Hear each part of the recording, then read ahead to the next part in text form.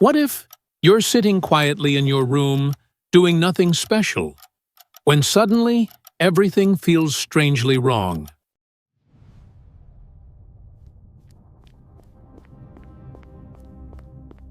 In a single instant, every bit of air inside the room suddenly disappears, leaving nothing behind.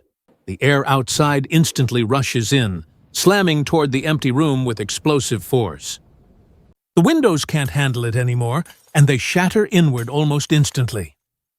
Then the door gets hit next, forced inward by air trying to fill the empty space. For a moment, the entire room turns into a violent pressure explosion zone. As the pressure drops, the air inside your lungs rushes out almost instantly. Your ears experience intense pressure, causing pain as the air rapidly escapes.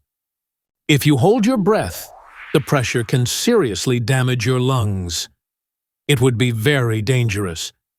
Despite what movies show, your body doesn't explode in a vacuum like this. Within 10 seconds, your brain starts starving for oxygen, making you feel dizzy and weak. Around 30 seconds in, your vision starts fading as your body loses control.